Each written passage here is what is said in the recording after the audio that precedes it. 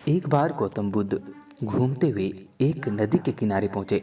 वहां उन्होंने देखा कि एक मछुआरा जाल बिछा था और उसमें मछलियां फंसाने पर उन्हें किनारे रख दोबारा जाल डाल देता।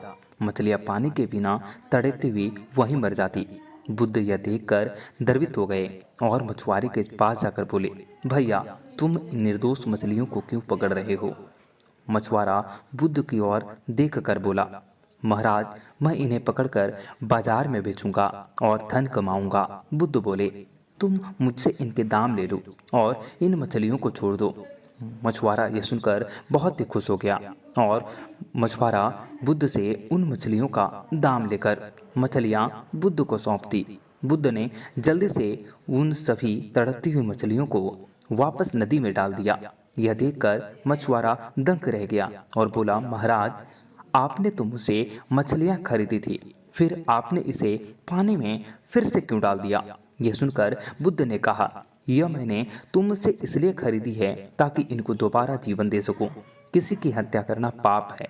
यदि मैं तुम्हारा ही गला घोटने लगूं तो तुम्हें कैसा लगेगा? यह सुनकर मछुआरा हैरानी से बुद्ध की ओर देखने लगा। बुद्ध बोले, जिस तरह मानव को हवा पानी मिलना बंद हो जाए तो वह तड़प तड़प कर मर जाएगा, उसी तरह मछलियां भी यदि पानी से बाहर आकर तो वह तड़प तड़प कर मर जाती हैं। उनमें भी श्वास हैं। उनको तड़पते देखकर तुम कठोर कैसे रह सकते हो? बुद्ध की बातों को सुनकर मछुआरा लज्जित हो गया और बोला, महाराज, आज आपने मेरी आंखें खोल दी।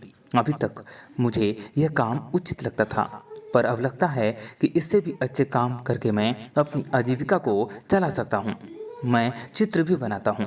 आज से मैं चित्रकला से ही अपनी आजीविका को कमाऊंगा। इसके बाद वह वहां से चला गया और कुछ ही समय में बहुत ही प्रसिद्ध चित्रकार बन गया।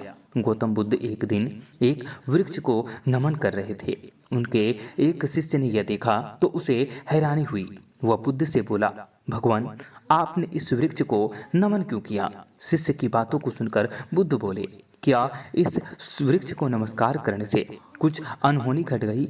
शिष्य बुद्ध का जवाब सुनकर बोला, नहीं भगवान, ऐसी बात नहीं है, किंतु मुझे यह देखकर हैरानी हुई कि आप जैसा महान व्यक्ति इस वृक्ष को नमस्कार क्यों कर रहा है। वह न तो आपकी बात को जवाब दे सकता है और न ही आपके नमन करने पर प्रसन्नता व्यक्त कर सकता है। बुद्ध हल्का सा मुस्कुराकर बोले, वत्स, तुम्हारा सोचना गलत है। वृक्ष मुझे जवाब बोलकर भले ही ना दे सकता हो, किंतु जिस प्रकार प्रत्येक व्यक्ति के शरीर की एक भाषा होती है, उसी प्रकार प्रकृति और वृक्ष की भी एक अलग भाषा होती है। अपना सम्मान होने पर ये झूमकर प्रसन्नता और कृतज्ञता दोनों ही व्यक्त करती हैं। इस वृक्ष के नीचे बैठकर मैंने साधना की। इसकी पत्तियों ने मुझे शीतलता प्रदान की, धूप से मेरा बचाव किया। हर पल इस पेड़ ने मेरी सुरक्षा की। इसके प्रति कृतज्ञता व्यक्त करना मेरा कर्तव्य है। प्रत्येक व्यक्ति को प्रकृति के प्रति सदैव कृतज्ञ बने रहना चाहिए, क्योंकि प्रकृति बहुत ही सुंदर और सुदृढ़ जीवन देती है। तुम जरा इस वृक्ष की ओर देखो, इसने मेरी कृतज्ञता और धन्यवाद को बहुत ही खूबसूरती से ग्रहण किया है और जवाब में मुझे झूम कर यह बता रहा है कि आगे भी वह प्रत्येक व्यक्ति की हर संभव सेवा करता रहेगा। बुद्ध की बात सुनकर गुरु शिष्य ने वृक्ष को देखा तो उसे लगा कि सचमुच वृक्ष एक अलग ही मस्ती में झूम रहा था और उसके झूमते हुए पत्तियां, शाखाएं व फूल वन को अद्भुत शांति प्रदान कर रहे थे। यह देखकर शिष्य सोता वृक्ष के सम्मान में झुक गया।